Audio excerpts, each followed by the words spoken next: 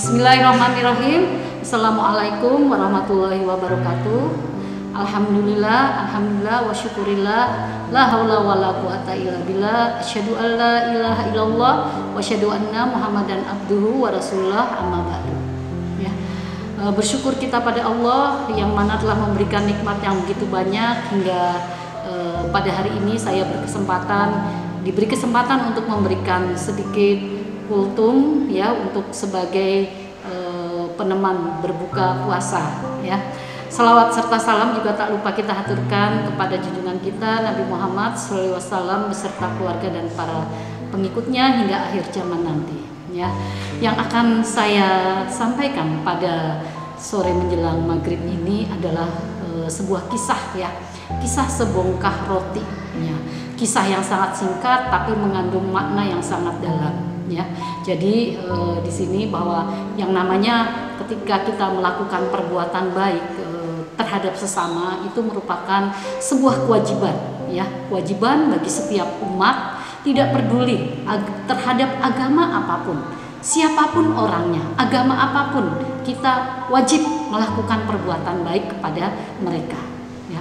Kemudian kita juga punya kewajiban untuk memperlakukan orang lain dengan baik ya, jika diri kita ingin diperlakukan dengan baik pula ya. Nah, buah perbuatan baik ini ya seringkali tidak hanya berupa pahala bagi seseorang, bahkan ketika masih di dunia perbuatan yang dilakukan itu akan bisa kembali kepada dirinya sendiri ya, dengan cara apapun yang kita tidak akan menyangka, yang tidak kita akan duga ya, tidak diduga-duga, yaitu akan datang dengan sendirinya ya. Jadi seperti dalam kisah yang akan saya sampaikan berikut ini, yaitu bahwa perbuatan baik yang dilakukan secara konsisten, secara komitmen, dan secara penuh kesabaran, ternyata itu bisa memberikan hikmah yang sangat luar biasa pada seseorang ya.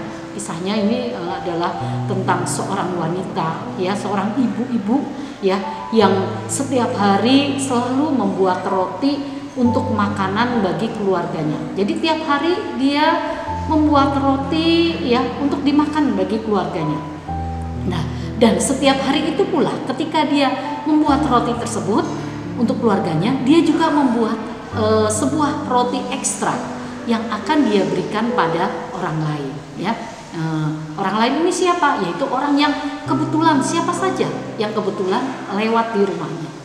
Lalu dia selalu meletakkan roti itu di jendela rumahnya untuk siapa saja yang lewat dan bisa mengambil roti tersebut ya. Nah, setiap hari ternyata ada seorang laki-laki yang bungkuk ya, seorang laki-laki bungkuk yang selalu datang mengambil roti tersebut ya.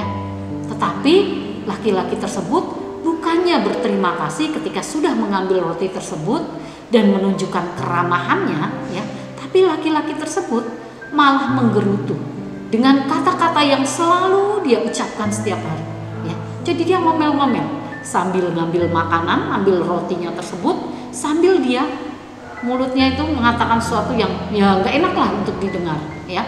Beginilah mungkin kira-kira kata-kata atau ucapan yang diucapkan oleh laki-laki tersebut.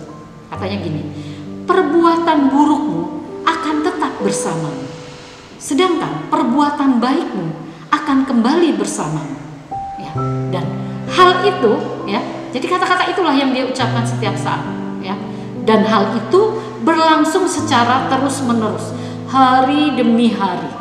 Pria bungkuk itu selalu datang mengambil roti dan seraya mengucapkan kata-kata yang tadi, perbuatan burukmu akan tetap bersamamu, perbuatan baikmu akan kembali kepadamu ya. Lalu apa tanggapan wanita tersebut, ibu-ibu tadi? Ya namanya ibu-ibu ya, sebel banget dengar kata-kata seperti itu. Bukannya terima kasih udah ngambil roti, malah ngomongnya kayak gitu ya. Jadi dalam hati wanita itu selalu mengatakan kayak gitu, bukannya makasih malah mengatakan seperti itu terus ya. Lalu wanita itu berpikir, setiap hari pria itu mengatakan hal seperti itu. Sebenarnya apa sih maksudnya? Ya, wanita itu selalu berpikir. Nah, tiba-tiba ya suatu hari tiba-tiba wanita itu pun terbesit suatu keinginan untuk menyingkirkan pria bungkuk itu. Ya, lalu apa yang dia lakukan? Dia kemudian berniat membuat roti dengan cara dikasih racun di dalam roti tersebut. Ya, jadi dia bikinlah sebuah roti itu, kasih racun di dalamnya, harapannya agar nanti laki-laki itu makan, wes dah, ya nggak ada lagi laki-laki tersebut. Ya, tapi ketika dia sudah selesai membuat, sudah dikasih racun, ketika akan dia letakkan pada jendela di rumahnya itu, wanita itu pun gemetar dan tersadar. Apa yang dia katakan? Apa yang telah aku lakukan, katanya, kata wanita tersebut. Jadi batinnya berontak. Ya, akhirnya apa? Roti itu diambilnya, nggak jadi, kemudian akhirnya dibakar habis, dan dia lalu menggantinya dengan roti biasa. Ya, dan seperti biasa, laki-laki itu pun datang, ngambil roti tersebut, kemudian mengatakan hal yang sama. Perbuatan burukmu akan tetap bersamamu, perbuatan baikmu akan kembali kepadamu. Ya, jadi laki-laki itu tuh nggak menyangka bahwa wanita tersebut itu yang bikin roti itu ada peperangan batin. Ya, tanpa menyangka ada peperangan batin bahwa dia pernah mau meracun. Nah, di lain cerita ya bahwa wanita tersebut sebenarnya dia punya seorang anak, ya, punya anak laki-laki yang merantau jauh dari tempat tinggalnya. Jadi tidak tinggal di rumah tapi merantau. Dan sudah berbulan-bulan ternyata wanita itu nggak pernah mendapat kabar dari anaknya. Mungkin anaknya kerja atau sekolah ya, atau mondok di mana lah gitu ya. Nah, udah beberapa bulan ini wanita itu nggak dapat kabar tentang keadaan putranya itu seperti apa. Mungkin ya karena pandemi atau apalah ya, atau walau alam, pokoknya nggak menerima kabar sekali tentang putranya itu. Tapi wanita itu tetap terus berdoa agar putranya itu diberikan senantiasa keselamatan dan bisa kembali kepada dirinya, bisa kembali pulang ke rumah. Dan pada suatu hari, pada suatu malam ya, pintu rumah wanita tersebut diketuk dari luar. Lalu wanita itu pun membukakan pintu rumahnya, dan ternyata dia terkejut sekali. Siapa yang datang? Ternyata anaknya, anak laki-lakinya berdiri di depan rumahnya. Dan anaknya itu terlihat sangat kurus sekali dan lemah. Rupanya anaknya itu kelaparan, ya, kelaparan sekali karena dia sudah berubah.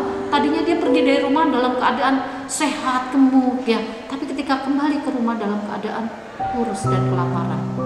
Lalu sang anak menatap ibunya dan berkata, "Ibu, ini suatu keajaiban. Ketika aku masih jauh dari sini, aku kelelahan dan pingsan," katanya.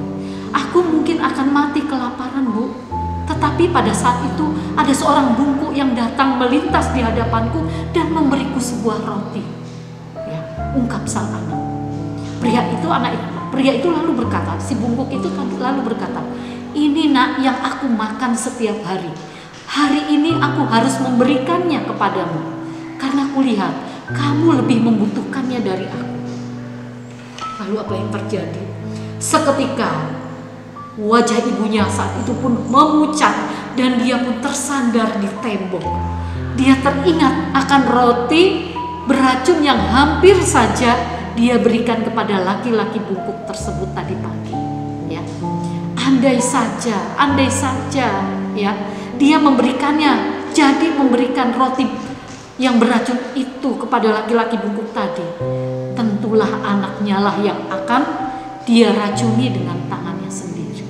Ya, akhirnya dengan kejadian tersebut wanita itu pun menyadari dan mulai memahami arti kata yang selalu diucapkan laki-laki bungkuk tadi, bahwa perbuatan burukmu itu akan tetap bersama dan perbuatan baikmu akan kembali kepadamu.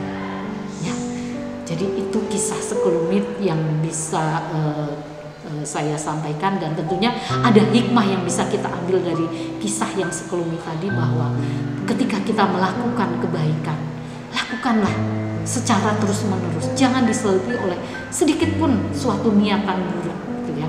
Jadi konsistenlah kita dalam melakukan kebaikan. Komitmenlah selalu dalam melakukan kebaikan. Karena apa? Karena kita tidak tahu bahwa balasan yang akan kita terima itu bisa saja terjadi di mana saja.